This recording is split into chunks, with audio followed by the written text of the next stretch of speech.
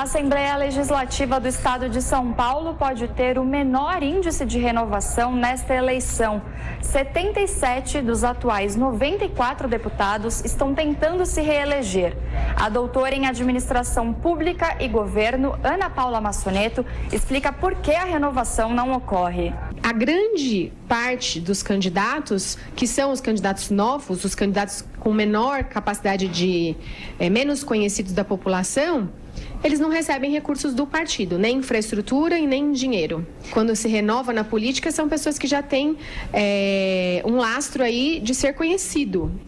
Atletas, atores, personalidades que já são notórias. Esse é um dos motivos que fazem com que a renovação das cadeiras muitas vezes seja apenas geracional na Assembleia de São Paulo. Um exemplo disso é o presidente da Casa, Cauê Macris, do PSDB.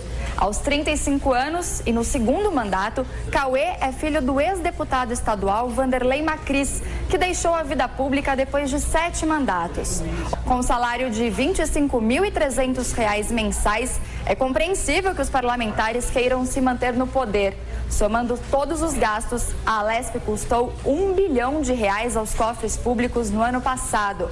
Um olhar mais detalhado sobre o que os deputados estaduais produziram, porém, mostra por que a Assembleia de São Paulo é conhecida como ineficaz e carimbadora de projetos enviados pelo governador. De acordo com Ana Paula Massoneto, a Alesp atua em prol do governo estadual há mais de 20 anos. Os projetos executivos, eles são todos aprovados desde 1995, não existe nenhuma derrota de projetos que o Executivo tenha proposto que tenha sido derrotado na Assembleia Legislativa de São Paulo. Além disso, existem acordos nos quais os deputados só podem aprovar os seus projetos se eles forem autorizados pelo governo do Estado, então existem vários depoimentos nesse sentido. Via de regra, os deputados da Assembleia Legislativa só podem aprovar um projeto por ano. O deputado delegado Olim, do PP, também critica a necessidade de acordo com os parlamentares e com o governador para a aprovação de projetos. Podia fazer mais? Podia, mas dentro do limite, porque, como eu te falei, são vários partidos, vários interesses. E não tudo que você pensa que é bom para a população, o governo quer que você faça. Segundo os deputados estaduais, prova da influência do ex-governador Geraldo Alckmin, do PSDB, na casa, é o momento de instabilidade pelo qual a Alesp passa. Desde que Alckmin deixou o cargo para concorrer à presidência da República, em abril deste ano, o PSDB passou para a oposição ao atual governador Márcio França, do PSB, e travou a pauta. O PSDB não quer votar, o que ajudaria alguns projetos, segundo eles, ajudaria ao governo atual e que, por sinal, é candidato à reeleição. A mesma inoperância é vista no lado fiscalizador da Alesp. A CPI da merenda, por exemplo, escândalo que atingiu o governo de Alckmin em 2016, não deu em nada. Um dos motivos que leva à ineficiência das comissões é a ausência de uma oposição forte. O PT, que tradicionalmente ocupa essa posição na esfera federal, está há 28 anos na primeira secretaria da Alesp.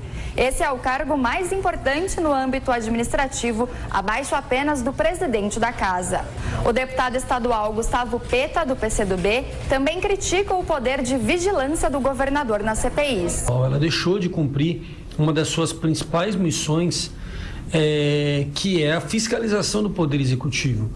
Todas as CPIs aqui mais importantes não foram aprovadas nos últimos anos. Ou se foram realizadas com um controle absoluto do governador do período. É consenso entre os especialistas ouvidos que o papel de todas as assembleias legislativas precisa ser revisto. É necessária uma mudança, tanto no que diz respeito às atribuições dos deputados estaduais, quanto ao tamanho das assembleias.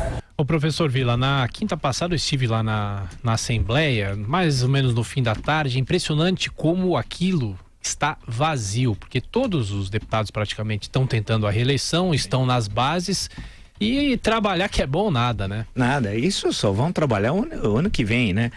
Porque esperar que depois da eleição, especialmente em novembro, segunda quinzena de outubro, e aí vai ter a eleição aqui para o governo do estado, né? O segundo turno, então vão voltar a trabalhar em novembro. Em dezembro, acabou o ano. A grande questão, se sair aqui na Avenida Paulista, aqui embaixo da Jovem Esquina, que é o Eugênio de Lima, e começar a perguntar, tenho certeza, para 10 pessoas, onde fica a Assembleia Legislativa, 11 não vão saber. Ninguém tem a mínima ideia de onde é. Sequer onde é. As pessoas sabem onde é a Câmara Municipal e identificam o Congresso Nacional. Né? A Câmara Municipal, que são os assuntos afeitos à cidade, claro, ele já passou no viaduto do Jacareí, sabe o que existe, para o bem ou para o mal, ele sabe o que existe, e sabe que existe o Congresso Nacional. A Assembleia Legislativa, ela, e não é de hoje, hein?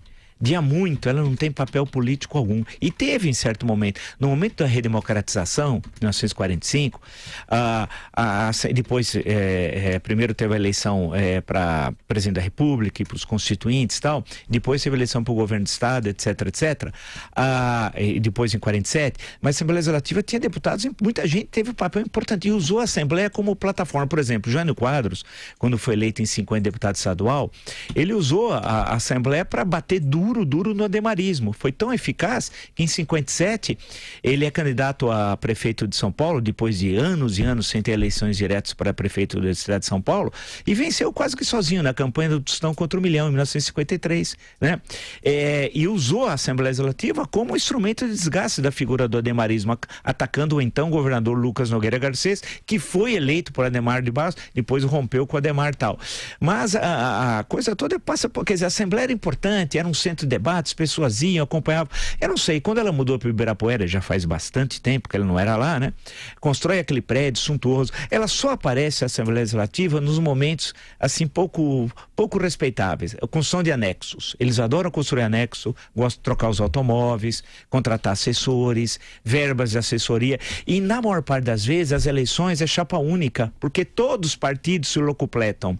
Todos se locupletam na divisão de cargos, assessores, quem já foi líder de bancada tem X número de assessores. Então é uma festa. Olha, hoje, por incrível que pareça, isso é triste dizer, entre ter assembleia ou não ter, hoje é a mesma coisa.